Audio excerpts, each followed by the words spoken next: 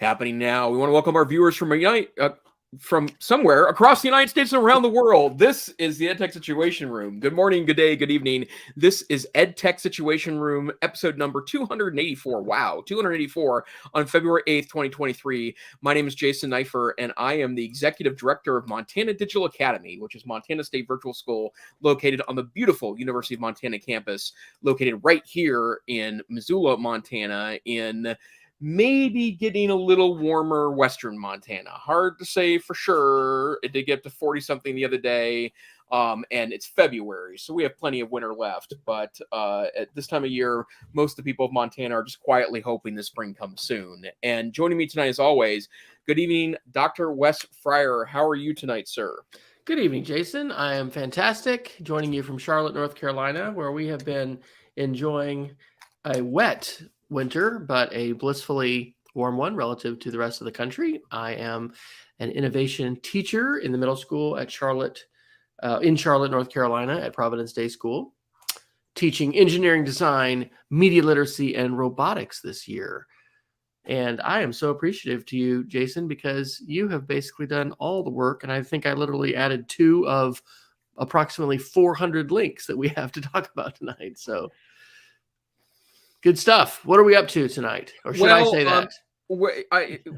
Most of our stuff tonight is the rabbit holes that we usually find ourselves in. So there is a lot of social media tech correction news. There's also a lot of AI news. I feel a little bad that we've been kind of overly obsessed with AI maybe the last 5 or 6 weeks. But to be honest, I have just never seen a technology since the wide availability of the internet that I think has the potential of really changing just about everything. And the fact that there are so many corporations right now clamoring for a piece of the space, I think tells me that I'm likely correct about that. But tonight we will take a look at a couple of topics. We will probably jump down a couple rabbit holes with AI and social media and our so-called tech correction.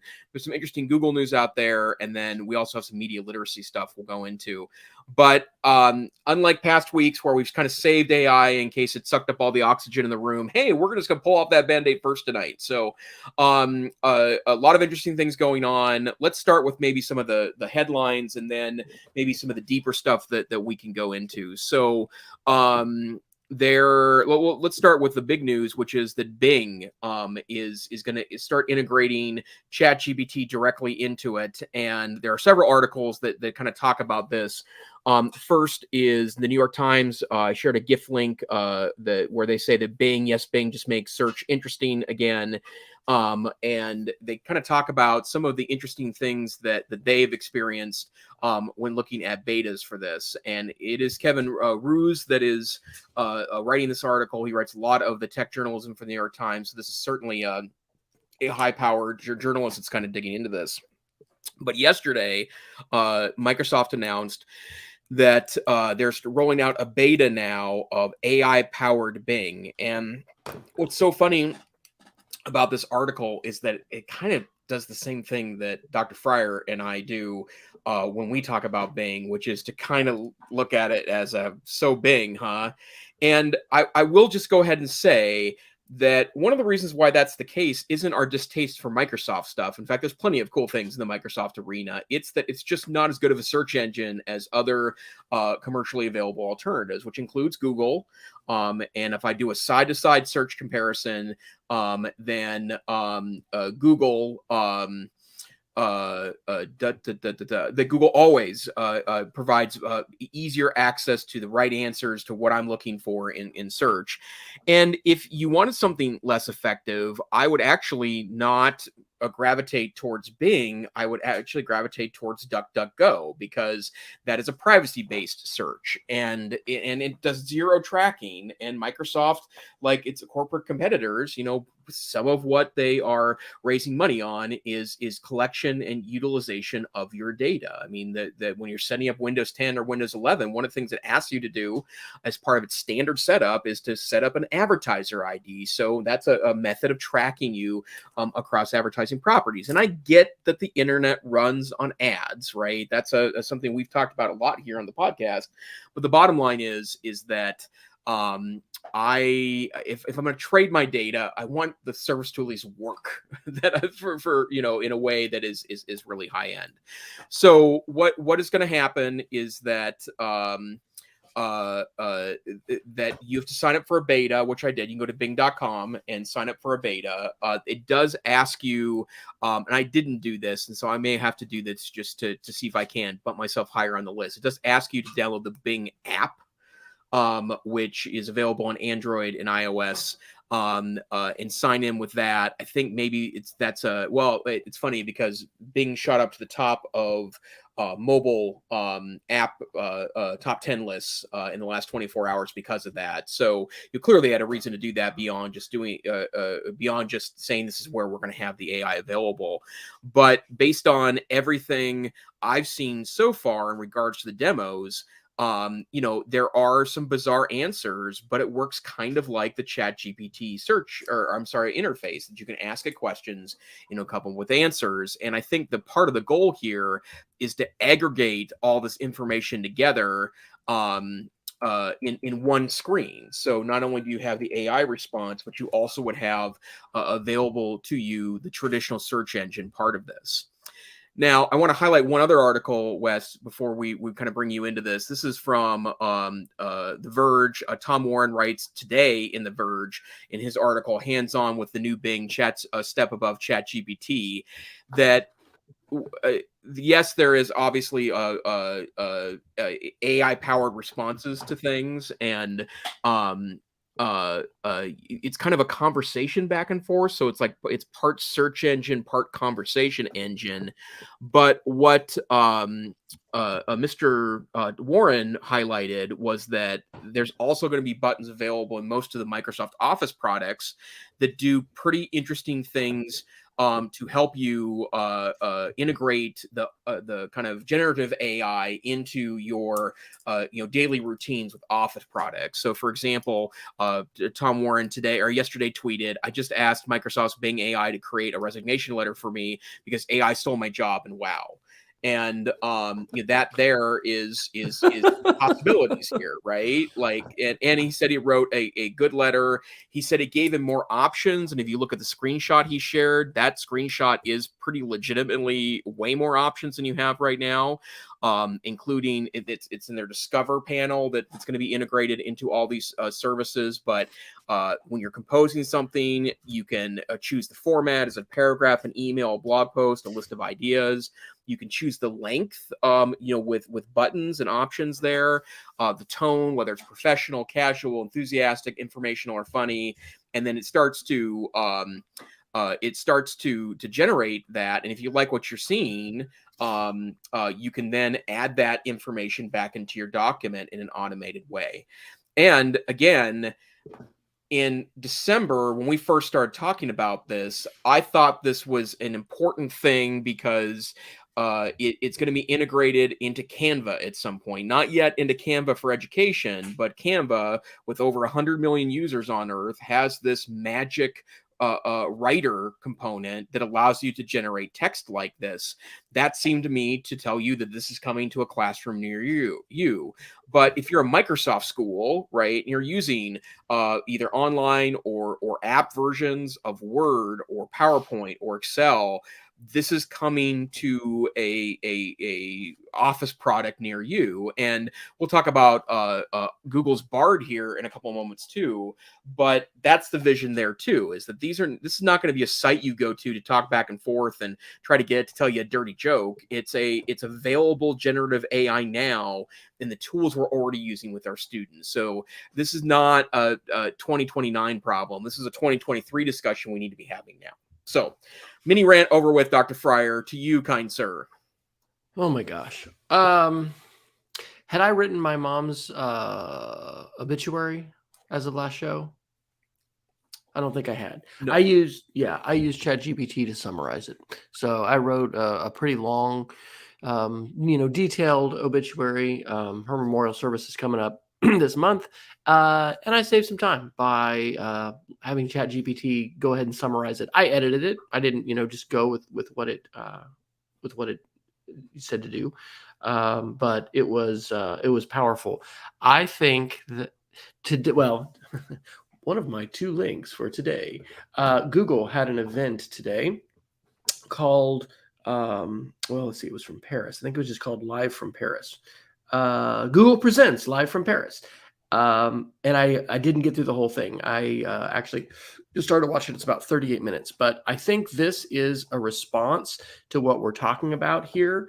I think that when we were talking just right before the show, Google seems to have been taken by some surprise, along with the rest of us, with how good ChatGPT is. And the first 8 minutes that I showed, I'm sure we'll talk more about this next week, is talking about your camera is your new keyboard, being able to search visually, languages, not just having to be constrained to a single language to search, but Google being able to use its AI tools to, allow for language search, across however many languages they're doing now, which is incredible. I think one of the really important things to recognize with all this, though, is that ChatGPT itself and the creators with OpenAI are not claiming, hey, this is the new search, and we are, as this podcast I'm about to share claims, the arbiter of truth. I have just been listening today to a new podcast called Arbiter of Truth, and this is the episode ChatGPT Tells All. I was listening to this as I washed dishes tonight. This episode is a dialogue, at least in the first half that I've listened to, with ChatGPT. So they're giving voice through speech-to-text technologies and having an interactive dialogue with ChatGPT. ChatGPT is regularly telling them, and if you've used it for many things, you've probably seen this too, where it's saying, you should vet this with other sources. I'm a language model that doesn't have access to information newer than 2021. I can't have opinions of my own. We are basically, as a society, wanting this to be the AGI, which is artificial general intelligence. We're wanting this to be able to be the arbiter of truth, to be able to give us all the answers. We're really excited that it's able to give us such transformative answers that are just qualitatively different than what we've had from a search engine or from any other kind of chatbot or algorithm for that matter. And so I think that one of the things that we need to do as educators and just as citizens of the world and people, we need to play with this. We need to continue to explore this. But I also think that we should be wary of, in the same way that facial recognition has a lot of problems, especially with respect to underrepresented populations and minority groups. For instance, African Americans. They haven't used African American faces in as many AI facial recognition algorithms, and so there's a lot more errors when it comes to recognition of African Americans. This is problematic when we're talking about using this for crime. People that are trying to put the brakes on the use of some of these kinds of tools, I think that those voices are needed. And I think that we need to play with this. I totally agree with what you're saying, Jason. This is transformative. Peggy said at the beginning, she loves the rabbit holes. I do too. I mean, this Wednesday evening session is the chance that Jason and I, process headlines and learn things that we just wouldn't have known otherwise, because we're each looking at different things throughout the week. I think it's essential, and I bet we're going to be talking about this for a long time, because, as I think we might have said last show, this is the most important technological development in years and years, and certainly of our current time. And so I am ready to go to Bing. I'm ready to give it a shot. I think I've told on the show before, I've had some actual bad experiences downloading malware from Bing on a Windows machine. That was like my last major time to be using it, just because it was convenient, and I happened to be on a Windows 10 box that I was trying to set up. But I'm ready to give it a shot. And literally one of the first things, and I'm not alone with this, that I thought when I used ChatGPT for the first time is, when am I going to get this in search? Is this going to replace search? And then my second big idea is, when is this going to be on my smart speaker? Because Yeah. but again, that's a wish for truth. That's a wish for a search engine replacement. That's a wish for, hey, I'm ready for artificial general intelligence. So as much as we wring our hands about, Terminator and science fiction and AI being our replacement or whatever, I think it's kind of maybe eye-opening to see how many people are just gaga over this, to the point where, not only is like you said, this is, top searched app, and I think in this episode of that podcast I referenced, they're talking about you just can't avoid articles all over the place, about ChatGPT. Journalists can't talk about it enough. And I think that the fact that we are so hungry for this tool, to make our lives easier, it's just, I don't know. I don't know that I have the words for it, but it's like we're leaping into the future, jumping into the deep end. And while that's exciting, I think that the voices that are saying, wait a minute, this is a language model, and we're regularly hearing disclaimers to say, you need to vet this. Don't, say this. Don't, base massive life decisions on these kind of things. But the power of this, and I've used this with some of my children who are in school doing some studying. One of them was working on a debate topic, and I said, well, let me do this. And her teachers put sort of the fear of God into them about, using ChatGPT. So I'm like, okay, well, I'm going to look at it, and because this is really good results, and let's talk about these ideas, because this can really, help you prepare for what you're about to do. So Yeah. Anyway, those are a few thoughts, and I appreciate, the way that you've dove into this, because isn't it going to be exciting to share the closing keynote at NCCE, to be able to probably dive into. I'm going to expect some different aspects of this that's beyond the let's wave our hands and say the sky is falling. We can't assign essays like we have for, centuries in schools and institutions of higher learning. And in fact, we are NCC is expanding its AI sessions, and so there's at least 4 sessions now on AI, and then I'll be talking about it during my closing keynote there. And in part because I really do want people to seize the day here, and I won't go into the same rant I've gone through the last couple of weeks, but there's just a lot of ways I feel like we lost a lot of interesting opportunities when we started embracing the internet 25 years ago in classrooms, and I just don't want to make those same mistakes again. And I feel like we have a real opportunity here to help our students embrace this tool in a way that's going to make a positive impact in their life. And if you need any evidence that perhaps we didn't do enough in schools, the situation we're in right now with social media, I think is a whole different piece of this. So I want to point out there's so much to do here. It's almost like This Week in AI over here, but we can change the name of the show. I can make it. We got Canva, baby. We can go make a new logo. Yeah, totally. A couple things that I want to also highlight. First and foremost, I thought there was a funny article from PC Gamer on February 3rd, and a student has created a student has created an auto pen feature with a 3D printer that handwrites responses out on notebook paper. And the couple of things that I think are super interesting here. There's always been not always, but the auto pen is a very common thing. For example, I happen to know I've received a couple I've received a note from in some way, shape, or form from the last 3 governors in the state of Montana as part of my work in education, and I know those are auto penned, right? They may have actually even typed out what the message is supposed to say, but that has been largely auto penned. Define auto pen for everybody, please. Auto pen is a machine that takes an actual pen and writes out responses on paper like a card. And the auto pens themselves aren't all that expensive. The super fancy ones can be tens of thousands of dollars, but you can get an auto pen for $1,000 that does a really excellent job. Well, what this guy made was essentially a 3D printed auto pen system.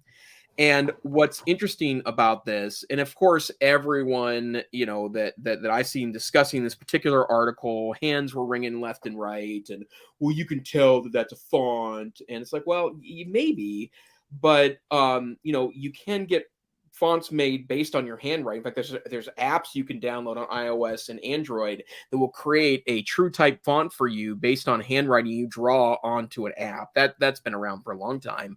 But also that's not the larger point, right? The larger point is that, we can't start an arms race with our students about utilizing these tools, right? Because the bottom line is that technology will continue to march on, right?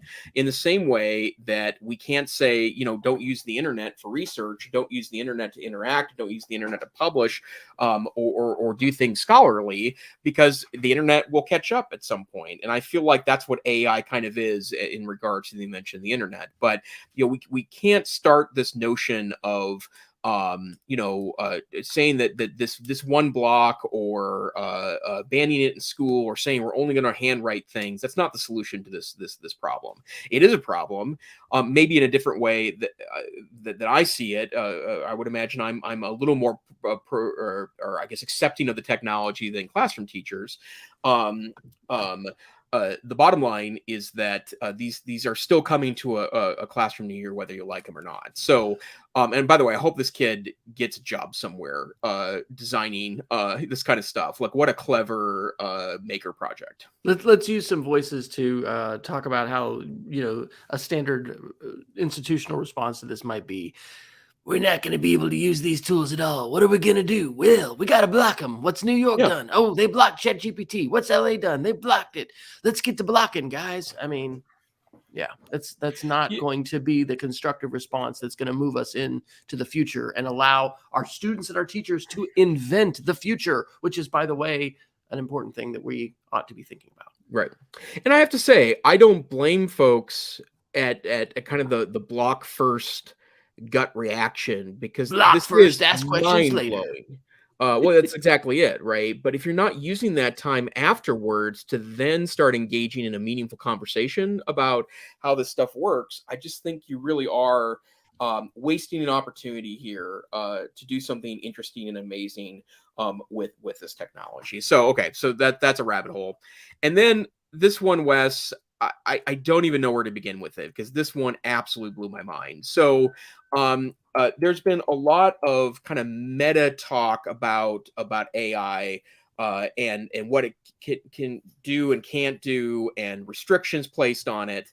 And as an example, I've seen charts of, you can make fun of this country, but you can't make fun of that country in chat AIs. You can ask it to write jokes about Americans, but you can't ask it to write jokes about Mexicans, right? Like, this is the rabbit hole at the top. Yeah, this is the rabbit hole, right? Okay. So and over the last several months, hold on one second, my dog is acting blue. Get out of there. Hey, great question. Okay. Oh, go ahead.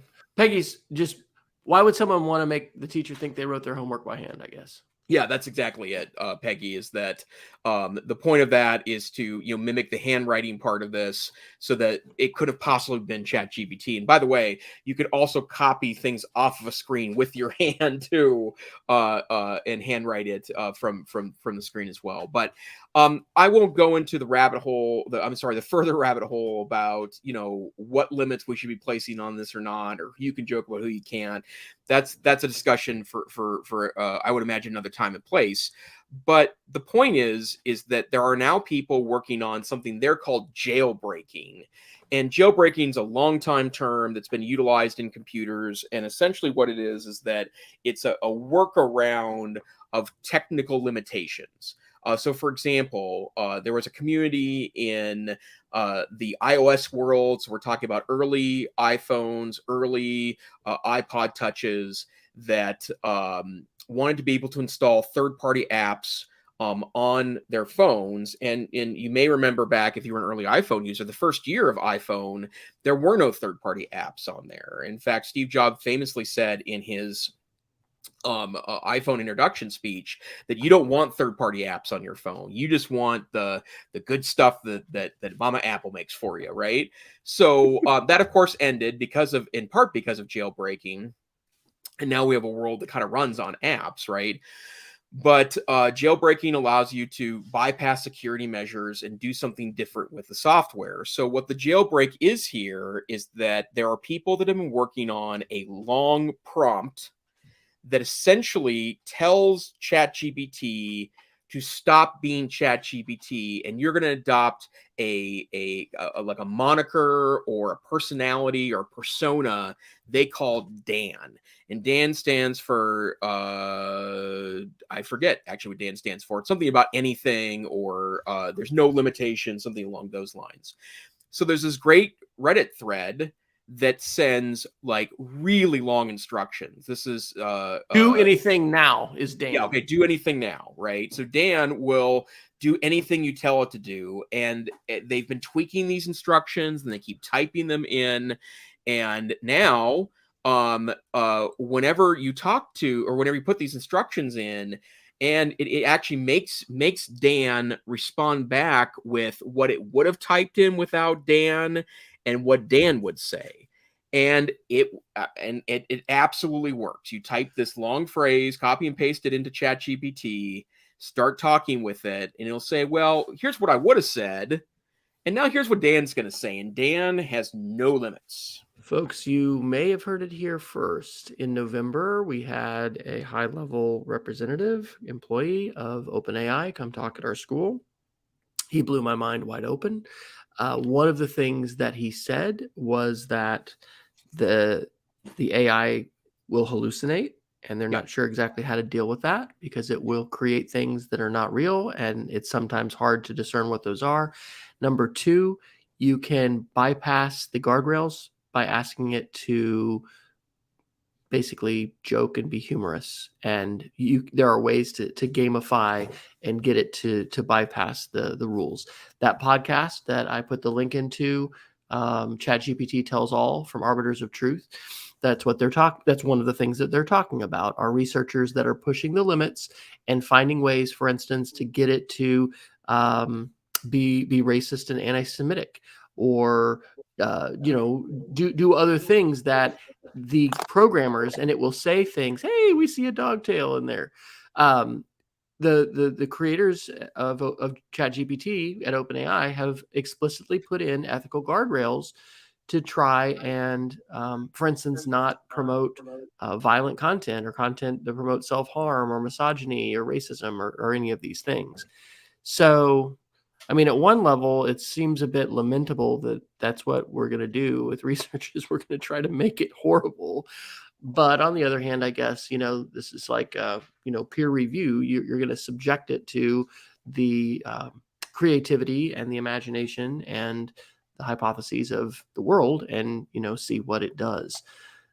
So yes, Peggy, hallucinate. That was the word that he used. And I've read that too. And it's also one of it's a disclaimer. Remember, ChatGPT is a language model. It's been trained mainly on languages, and it's not being touted as the arbiter of truth. It's a generative AI language model that's able to sift through millions and millions of documents and identify patterns and predict, but it's also able to be apparently creative in somewhat creepy ways that make you feel like you are interacting with another entity that might be conscious or sentient. It's not, but it has that sense. So, hey, and Betsy's there. Welcome, Betsy. We're glad to have you join us. So a couple other big AI articles this week. I really like this article. It's from Vox on February 2nd, and from Peter Kafka, who we've actually cited a couple of times here on the podcast. But Mr. Kafka writes a really interesting article about the AI boom is here, and so are the lawsuits. And it's not surprising that there's a huge legal angle to this, but there's a couple of ways that and we've talked about this in some way, shape, or form in the last couple of weeks. But the first, of course, is that a lot of creators, writers, musicians, artists are very mad because they feel as though AI was trained off of their art, and it can now generate things that look awfully close to things that they would complete themselves. And to be clear, it's not like it was. Like Greg Rakowski is that sci-fi fantasy author that there was a Vox article we talked about multiple weeks ago. And it's true. Go into Midjourney or another one of these generative AI things, put in wizard, fights dragon, see that, and then put in wizard fights dragon Greg Rakowski. And it's unbelievable, and it looks just like his artwork. So yeah, very, very legitimate claims and complaints of artists. Yes. So so that's obviously a huge piece of this. The other piece of this is the content that's actually generated by AI, and that also inspires a whole new piece of intrigue as it relates to AI and content creation. And part of the challenge here is that no one really knows who owns AI generated materials, and that harkens back to an article we talked about a couple of weeks ago about this. And so you're going to start to see pretty extraordinary legal fight over trying to put some boundaries around these technologies. That's not unlike the internet itself, 30 years ago when it was starting to come to prominence, that once the internet went from an interesting terminal-based activity to something that was visual with the creation of the web browser and HTML, that changed it quite a bit. And in fact, copyright was one of the earliest concerns of a lot of content owners and creators, because there seemingly was no way to protect your content. In a lot of ways, there's still not. But that's going to be a part of this process too. I think of it in terms of all the controversy that happens over Teachers Pay Teachers, and the number of people that have released resources for free that was then redesigned and put up on Teachers Pay Teachers. I've read a lot of accounts of publishers that feel like their copyright and intellectual property was violated by third-party education material markets. And to be honest, I could probably create a resource within an hour that did all the heavy lifting of a Teachers Pay Teachers resource with very little effort on my part. The design matters too, to a certain extent, but there's part of that as well. So I think that's another piece of this that we're going to have to keep an eye on. Don't forget your Geek of the Week, sir. Wow. Okay. Let's just keep going. Do we need to jump into something else, or yeah, let me give a couple other quick ones. These are just a lot of gee whizzes. First and foremost, lots of interesting tools coming around. China, for example, has or Chinese tech companies have announced that it will have its own answer to ChatGPT. It's called Ernie, is the name of the bot. Ernie? Yep, it's the Ernie bot. Ernie stands for Enhanced Representation Through Knowledge Integration. Will Bert be the sidekick? That's a good question. So and how big are their ears would be the other question I'd have at this point. But a little double entendre there. But apparently they're going to have their own piece of this at some point. So as Google has announced that their tool is called Bard. There's ChatGPT that's backed by Microsoft. I think you're going to start to see ecosystems in this, and the ecosystems that connect to other pieces. In fact, Baidu, which is kind of a Google-like product in China, that it has a wide variety of applications, not unlike Google or Microsoft for that matter, will also have that alone. And then I see dozens of products every week that are new and evolving, and new AI, and this is generative AI, and it's interesting AI. But this one really caught my interest the other day. This is a web-based video tool that's called Runway, and they're going to be releasing a new subset tool called Gen 1, which is the next step. They say the next step forward for generative AI, and essentially it uses existing video clips, right, plus your images and your instructions to auto-generate video. And they show several examples of this on their website, but it's absolutely unbelievable. You'll be able to take like a cartoon, for example, and upload it and say, I want to mimic this cartoon, and you share a video of yourself doing what you're doing, and then it overlays the cartoon image on you and essentially allows you to create a video image of that. It has another board called, or another mode called Storyboard, where you could set up like Legos, for example, and in kind of storyboard positions, and then overlay other kinds of images over the top of it to mimic video pieces. It has a mask mode where it shows a demo off of a dog walking in a yard, and you could take the generative AI and add spots to it, for example, to make the dog look differently.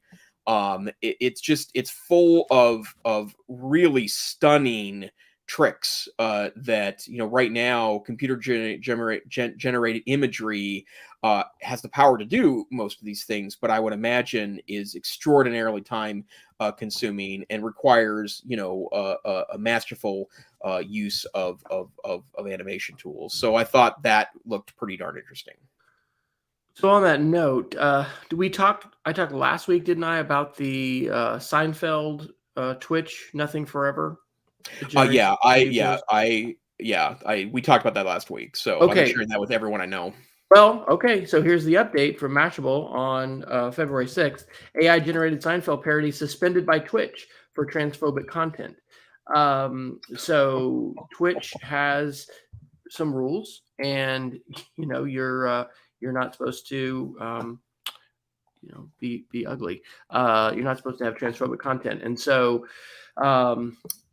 it's a 2-week Twitch ban. And what they claim, the folks running this, is that they were in the midst of doing sort of a switchover of their code base. And as you may recall, this is an 8-bit, so think like Atari 2600 days. Yeah. Sword Quest, you play that? It was pretty bad.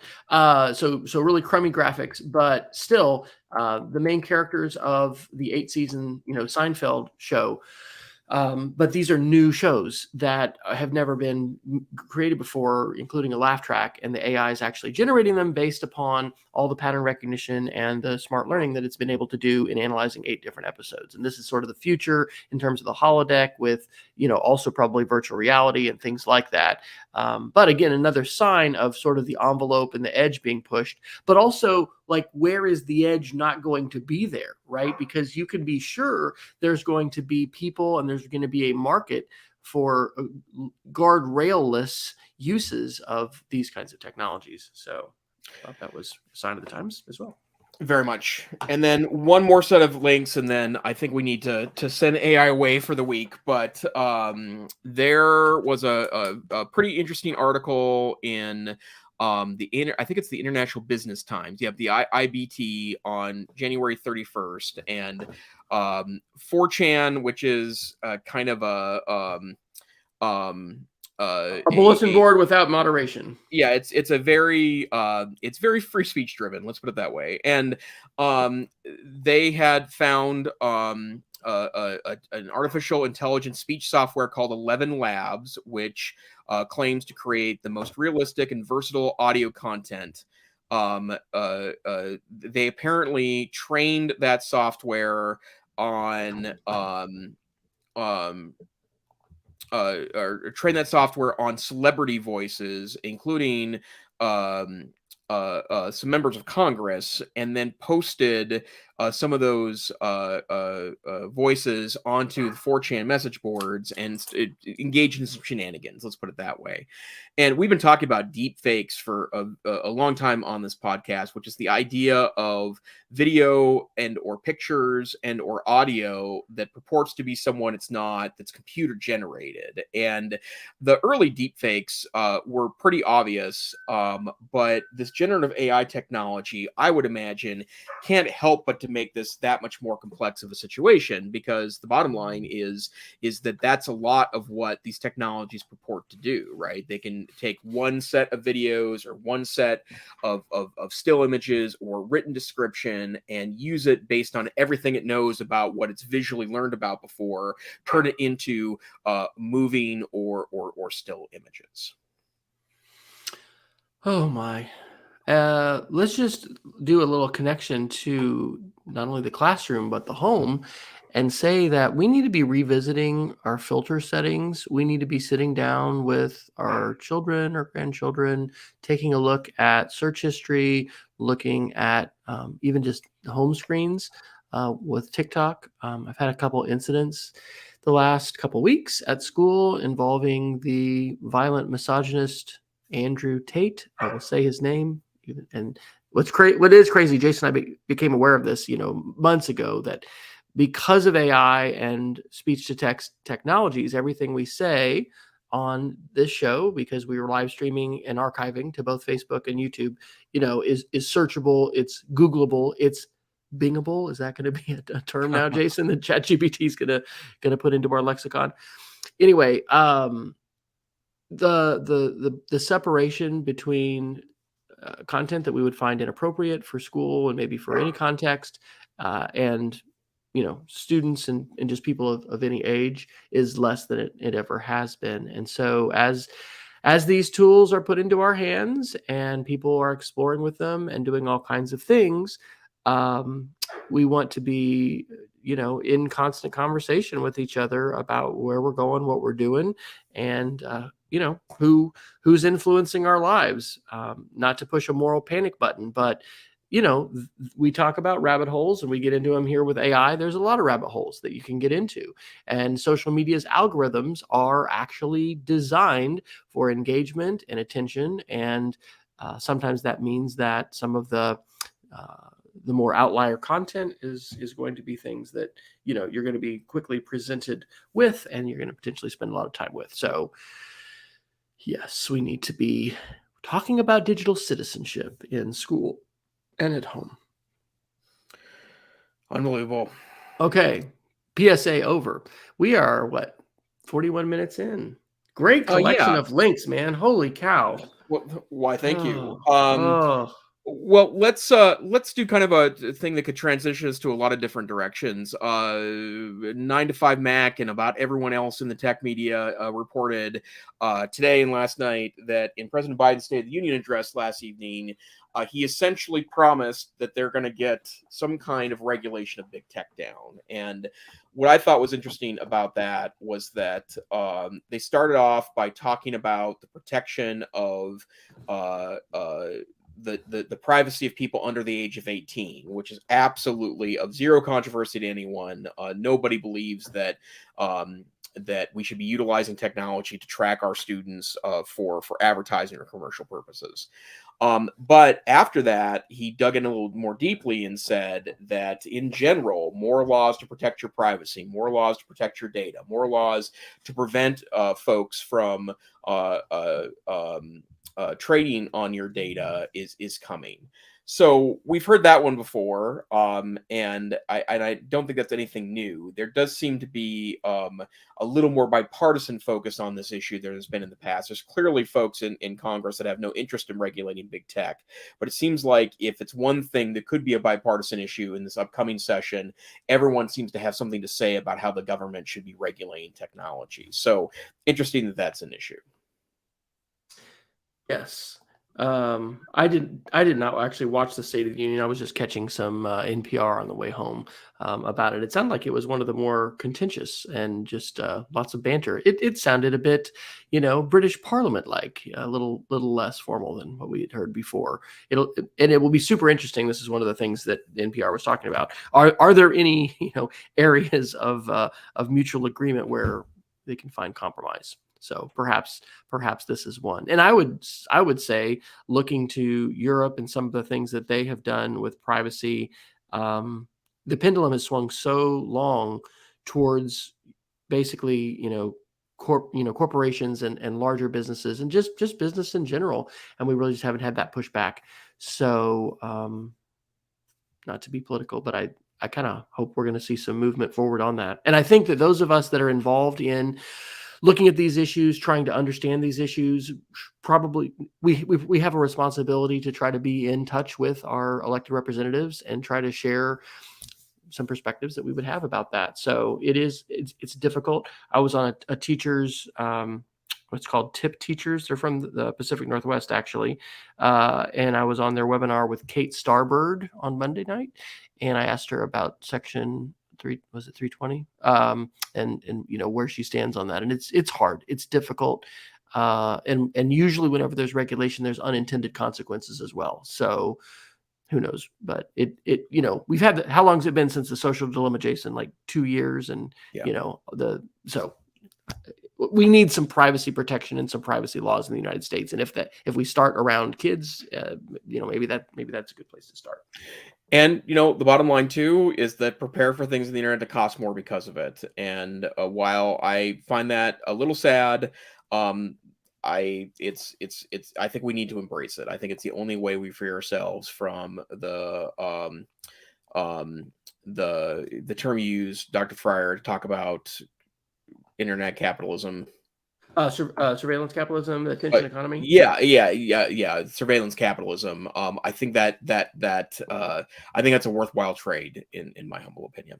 Yeah. Hey, let me do this next one that you put in about the 4,000 character tweet. That's where I want to go too. Yeah, and I'm going to give a shout out to Peggy George, who had alerted me to this when that was rumored, and I guess it's now real. So, according to The Verge, on February 8th, Twitter Blue subscribers, I do not think Jason counts himself in that group. I used to be, but I'm not anymore, can now write 4,000 character tweets. I think that this is just stupid.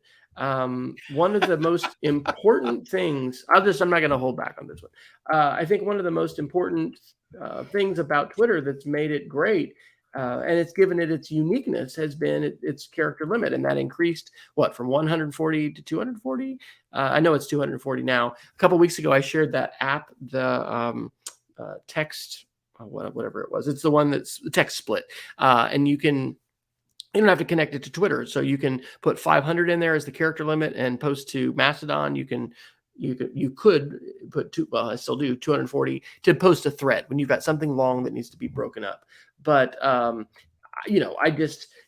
this is sort of the IKEA, I've seen that on a sign, creativity thrives in constraints. There's all kinds of ways that folks have found ways to, work within those constraints. But the constraints of 240 characters really define Twitter. And honestly, not the editability.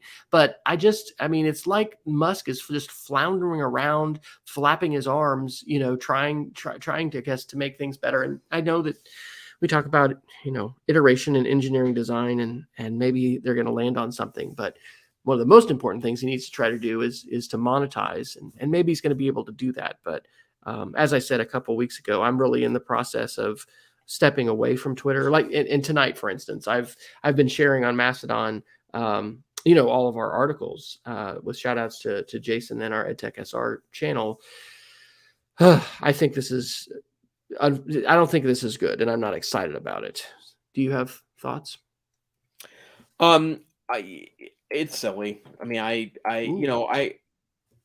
liked it when we went from when we doubled the number of characters, right? I think that made sense because I do think it's made when you're trying to discuss something on Twitter today, it makes it a little more rich, right, and easier to do. And I also like the threads in Twitter, which I think is, if you don't like threads, you don't have to open one, right? Like you have a lot of choice there. But yeah, I'll be highly disappointed if it ends up at some point that I'm gonna have to scroll through someone who pays $8 a month and their diatribe of longer text. I mean, I think longer text belongs in another format, right? Like it should be on a blog, or you could do the number of places now where you can effectively do a blog that doesn't look like a blog anymore, right? Yeah, I think it ruins the system too. And Peggy shares this 9 to 5 Mac article that caused Twitter to crash today when it went live after Twitter launched its huge increase in max character to 4,000. Many users aren't able to tweet.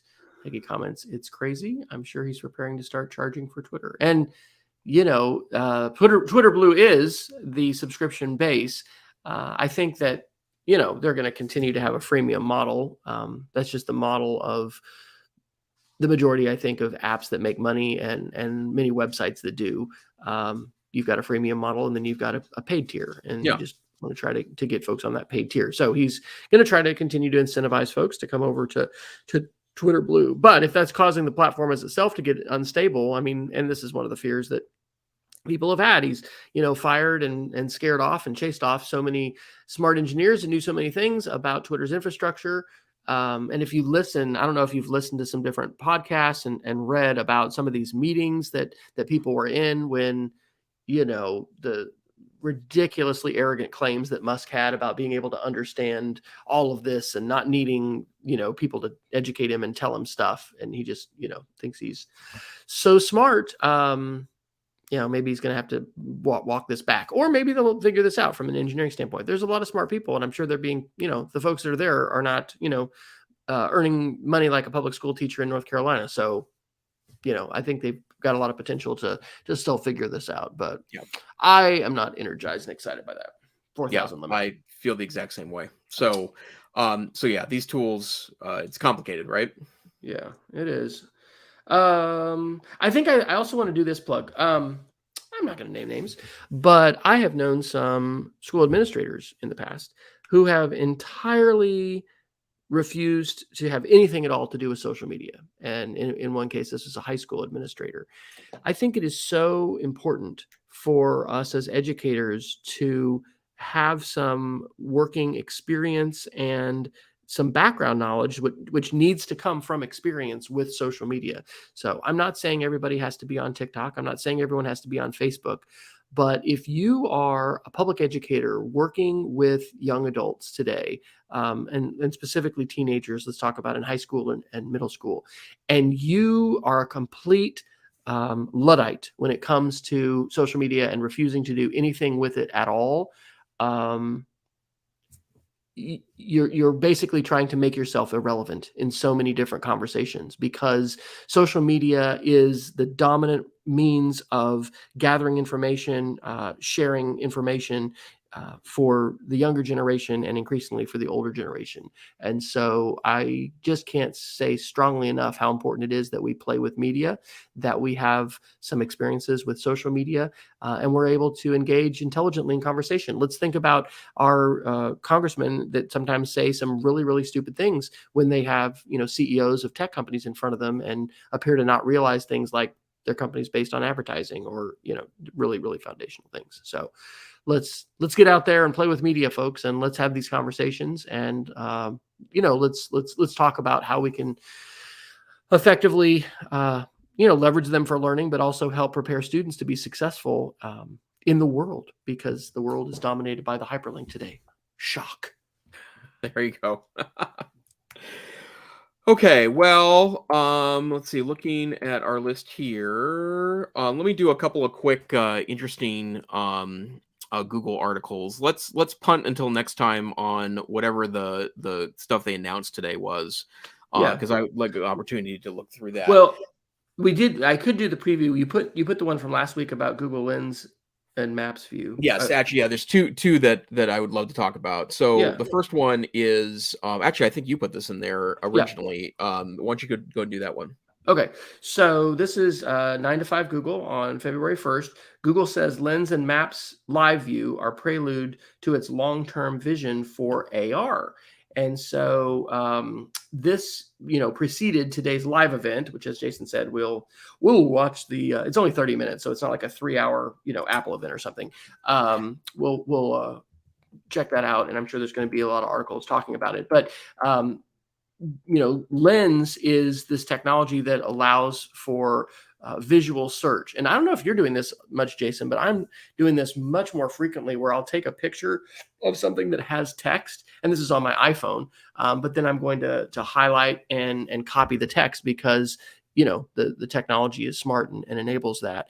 And so Lens is I guess I'm trying to think of what Microsoft have. There's different analogs, but this is exciting because Google is this is a company that brought us Google Glass and Google Glasses, which yes, that wasn't like world changing, but it definitely showed, and with an actual product that people had and used, and it was kind of before its time.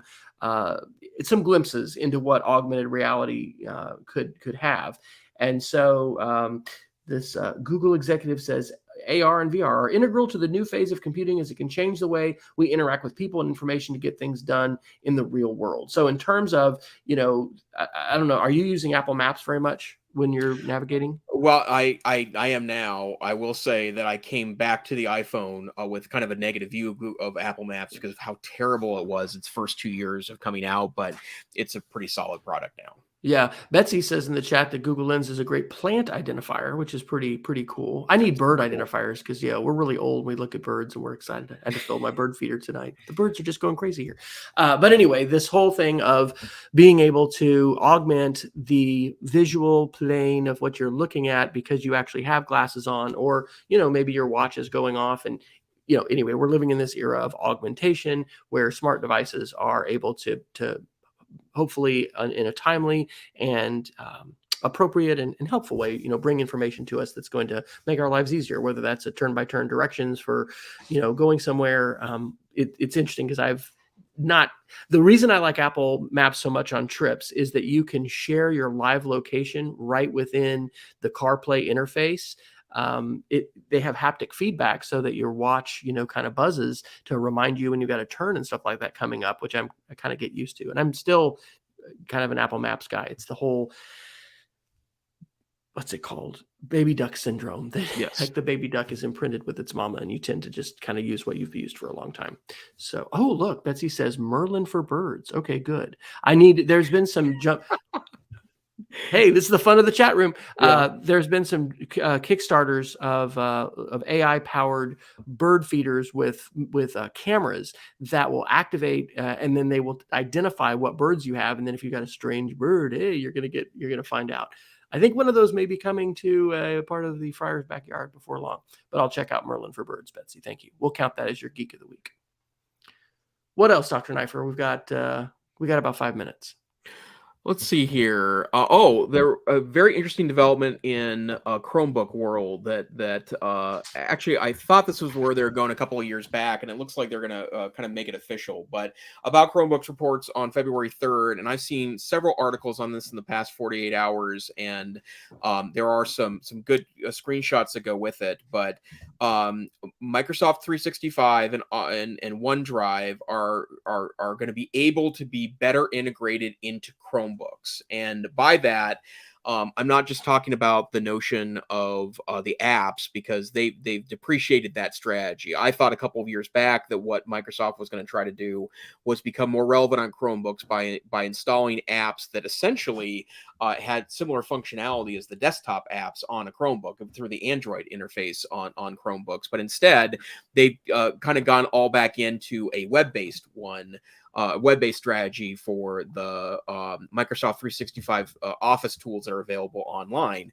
Well, they're going to take that a step further now by allowing an integration of Microsoft OneDrive directly on a Chromebook. So if you want to set up Microsoft 365 on your Chromebook, all you need to do is go through an interface. It will install Microsoft OneDrive as a drive option on your Chromebook, just like Google Drive is, and then it will automatically open up Office compatible files in the web browser in the Office Space interface. And I think part of that might be related to their purchase of Cloud Ready.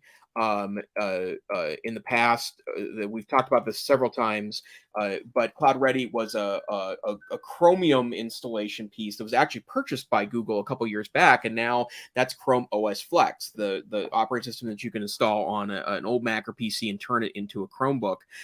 It reminds me of some of the things that the Cloud Ready used to sell, but I think that's awesome. I think it's a really good evolution evolution of these tools. And if you're someone like me that has to live in a two-system world, because I work with a lot of organizations that use OneDrive and Microsoft tools, even though I'm a Chromebook guy a lot of the time, I think this is a wonderful strategy for Chromebooks.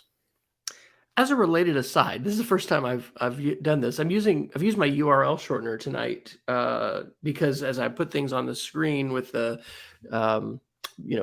banners or whatever this is, where we can show comments. This will show me clicks, and this is pretty impressive out of Mastodon. We've got 283 clicks on the Reddit rabbit hole article that you shared, Jason. ChatGPT, OpenAI, Napster, 254, 138.6. That's kind of cool. So, well, that's pretty cool. Hey, people are using Mastodon, and we're doing shout outs to Dr. Neiffer, the Knife on Mastodon. So follow the Knife on mastodon.cloud. I think, Dr. Neiffer, although this is your show, so we can continue because, hey, nobody's telling us we have to shut up. No, yeah, we're at the top of the hour, so unless there's anything we have to do this week, we'll punt to a future show. Dr. Fryer, what would you like to share with us this week for your Geek of the Week? Okay, well, two quick ones. I've started a new project, which is interesting for different reasons, called Charlotte Voices. Our acronym or whatever for our airport is CLT, so it's CLT Voices. And I wrote a post yesterday called Zillow and Open Door. So I'm very interested in affordable housing, and it's actually kind of fun just to create another WordPress blog and kind of use a very simple theme, and also be amplifying some other voices. But if you are at all interested in homelessness or affordable housing or confronting poverty in your community, there's some interesting things that are being shared here. And I frequented a Irish pub and got some wisdom from the bartender there, and I shared a little bit about it. But there's a pretty good tech connection there with Zillow and Open Door, and anyway, check that out. And then this is one, just because we talk about podcasts, and we should just do a show, Jason, where you and I share podcasts that we love, that we really enjoy. But Pocket Cast is the podcatcher that Jason and I both really enjoy and use a lot, and it lets you share your actual list of podcasts, and then you can eliminate some. So if there's some that you're like, I don't want to share these. So you can go to my website, wiki.wesfryer.com/podcasts, or just wiki.wesfryer.com and click the link on the side that says podcast. I mean, I do not listen to all of these because there's I think over 200 probably, but the ones that I subscribe to, and one of the things I love about this, and I think this is such a great thing about our 21st century landscape, is that by subscribing to these, I just kind of scroll through them, and sometimes I'm not sure what I'm going to see. There's the regulars, and we'll mention Security Now or the Twit podcast, or I listen to the Daily a lot. But anyway, it's a really powerful thing to find out a podcast that somebody likes, and that's how you can take a look at the ones that I do. So maybe Dr. Neiffer, on a future episode, you might be willing to share some podcast recommendations, or we could even think about doing a show about that. Yep, I think that would be great. And then I want to share tonight, my wife and I are planning some trips for the next year or so, and we're not quite back to our pre-COVID travel schedule, but it is likely that we will take a couple of trips in the next couple of months, both to visit family and then see close family friends overseas, potentially in Scandinavia in June. But one thing that I've noticed, and if you've not flown lately, airline tickets are really expensive, and is really, I think, an important strategy to be able to shop strategically for your ticket prices. Otherwise, you're going to pay a lot of money to fly in 2023. And so the strategy I recommend to everyone is, first, don't use third-party booking sites. Use only the airlines websites to do that. You should create an account there, get a frequent flyer account if you don't have one already, and make sure you take advantage of the relationship you can build with an airline via creating an account. And then there's a way you can get all the functionality of a third-party booking site without actually booking with the third-party booking site, and that's Google Flights. Google has a wonderful travel website, google.com/flights. It not only allows you to compare different airlines and look at different pricing, you can set alerts for pricing. So if it goes up or down substantially, it will email you and let you know. And I think I'm getting notifications on my phone too, because I have the Google search app that's downloaded on my iPhone. But it's a wonderful way to travel. I recommend booking directly with the airline, and Google Flights will send you directly to the airline site with all the information of the flight you want, so you don't have to look it up again. So Google Flights, and then also book directly with airlines. That's fantastic. Google Alerts was one of the first things I remember as Google, took off and Web 2.0 and all that. And that's still available. Yes. It's just google.com/alerts or alerts.google.com. And being able to track things like when your organization is mentioned in the news, when your name is mentioned, phenomenal. And I really love that about travel flights. So Dr. Neiffer regularly impacts my life in transformative ways with his Geeks of the Week, and I think Google Flights may fit into that category. Good job. Thanks. Okay, Dr. Fryer, where can people find you on the interwebs? Well, because of the new branding methods that if you're watching our live stream, you can see, I have my Mastodon, which is wfryer at mastodon.cloud, but you can also just go to wesfryer.com/after, and I have a rather exhaustive list, but it doesn't have the new podcast that Shelley and I are doing called Wes and Shelley Shares, and I'll put that on there. But wesfryer.com/after is the best place. How about you? Well, I am still hanging on Twitter, Tech Savvy Teach, but I'm trying to get Mastodon added into my daily routine, and I'm Neif, Neif at mastodon.cloud. But here is the EdTech Situation Room. We are a once-a-week podcast that broadcasts on Wednesday nights at 7 p.m. Mountain Time, 9 p.m. Eastern Time, and somewhere in the middle of the night if you happen to be in Western Europe.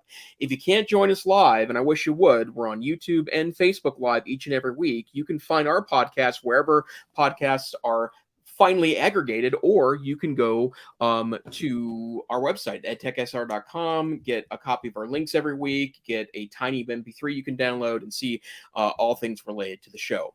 We hope you have a great week. Stay safe, stay savvy, and we will see you next time on the EdTech Situation Room. Good night. And thanks to our live viewers, of course.